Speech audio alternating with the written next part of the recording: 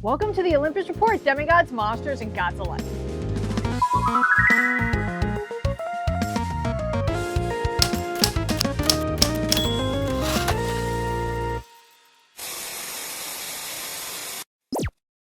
Hunter, Lieutenant, and Constellation, few will ever shine brighter. Here's a character breakdown.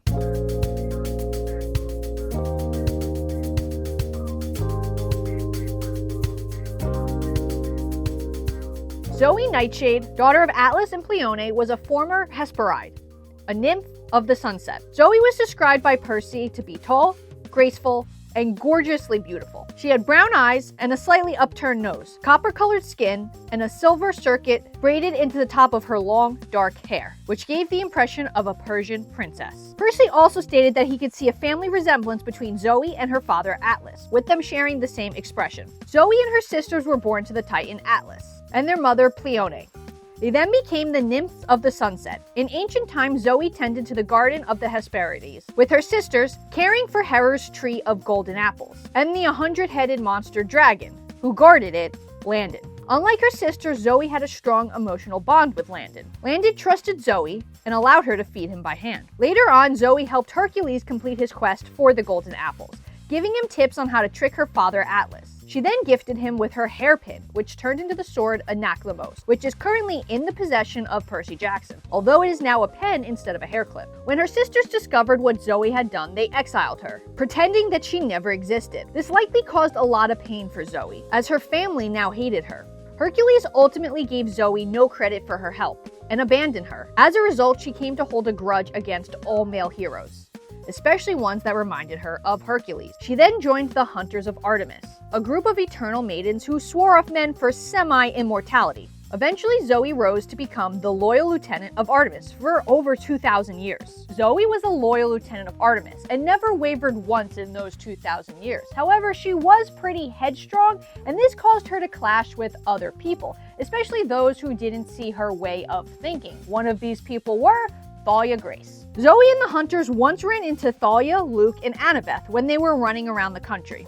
Zoë almost managed to convince Thalia to join the Hunters. However, Thalia did not want to leave Luke behind. Zoë felt offended and got into an argument with Thalia. Zoë told Thalia she was being stupid and that she would regret it, stating Luke would betray her just like how Hercules once betrayed her. This gave Thalia a deep sense of hatred to the Hunters, especially Zoë. Zoë would run into Thalia once again when Zoë and the Hunters rescue Thalia, Percy, Grover, Annabeth, Nico, and Bianca from the Hanakoori Dr. Thorn. Zoë and the Hunters would accompany the demigods back to Camp Half-Blood.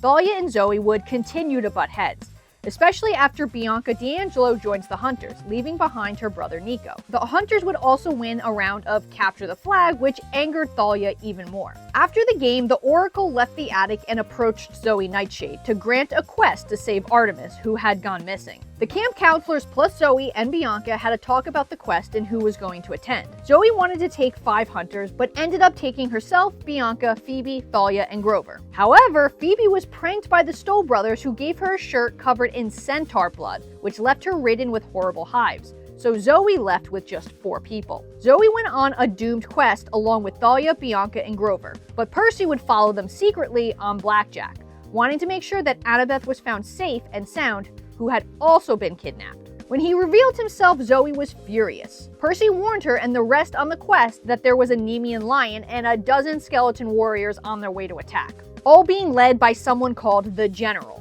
Zoë tried to deny this, but later believes Percy when the Nemean lion attacks. The 5 all fought against the lion, and Zoë managed to kill it by shooting a volley of arrows into the Nemean lion's mouth. However, she let Percy keep the lion pelt, a spoil of war, because it was his idea to get the lion's mouth open. Eventually, Zoë would accept Percy coming on the quest. They all continued on the quest, going west to find Artemis, while trying to avoid the mysterious General, who is behind the kidnapping of Annabeth and Artemis. Eventually, the General is revealed to be the Titan Atlas, father of Zoë. The 5 continue west, going through Hephaestus' junkyard. After crossing through the junkyard, a defective prototype of Talos, one of Hephaestus' automatons, attacked them, as Bianca had picked up a mythomagic Hades figure for her brother, even after being warned not to take anything. Bianca would sacrifice herself to save the others on the quest. Zoë would feel immense guilt over this. as she picked an amateur hunter to go on the quest. After this, Zoë starts to warm up not only to Thalia, but male heroes as well. After having gone through so much together, and seeing that you shouldn't assume something about someone before really knowing who they are. Zoë then reveals that they must go to the Garden of the Hesperides, her former home. With the help of Annabeth's father, Frederick, our heroes make their way to the garden. While there, Zoë encounters her sisters, who were very rude. Zoë tells them they've never had any courage right before yelling, "Landon, wake," waking the dragon. Zoë tried to talk to the dragon, but Landon sensed that she wasn't who she used to be. She wasn't a Hesperide anymore. She was a hunter, so Landon attacked. However, when the dragon attacked, Zoë dodged, but was still bitten in the side. Unfortunately, Landon's bite is poisonous, and the poison slowly weakened her, although she hid her injuries from the others. The three would eventually find Artemis holding up the sky, which she had taken from Annabeth. Zoë runs towards Artemis and starts crying and begging Atlas to let Artemis go. Zoë was then going to offer to hold up the sky, but Artemis didn't allow Zoë. Percy then takes the sky. Artemis agrees and gives Percy the sky.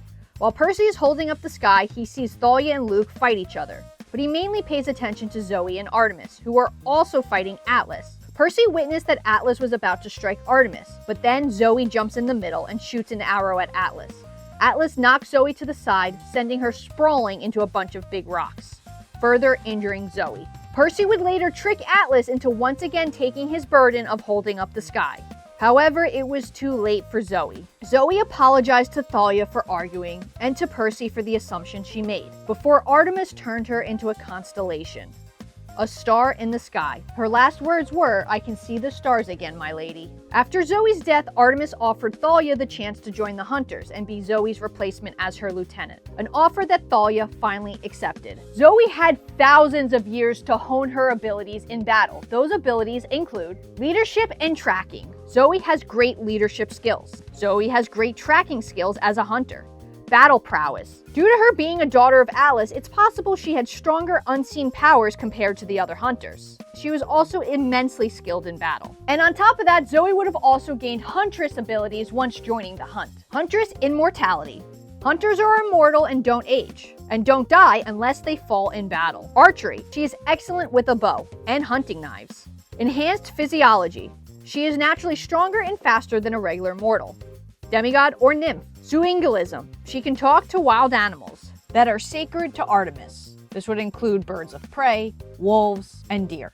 Zoë would also have the typical hunter weapons and items. Her bow, magical tent, silver parka, and silver arrows. Like I said before, Zoë was extremely loyal, but also hard-headed and one could say even judgmental. She suffered at the hands of Hercules, and because of it assumed all male heroes were the same. And I think this held Zoë back from her true potential. Her ability to form connections and relationships with others. Friends make us stronger and give us a reason to fight. But eventually Zoë would overcome bias and learn to trust again, let others in, and because of this, Zoë was able to make the ultimate sacrifice. Yes, she sacrificed herself for Artemis, but it was more than that. She sacrificed herself for the quest, for her friends, and for her friends on the quest. As I've said before in past videos, there's no bigger hero moment than giving your life for something that's bigger than yourself. Zoë may have started off hard around the edges, but she warmed the hearts of readers all around the world and will shine bright in our skies forever. Did I leave out anything important about Zoë? Let me know down in the comments below. But until next time, I'm signing off, and please, as always, stay safe.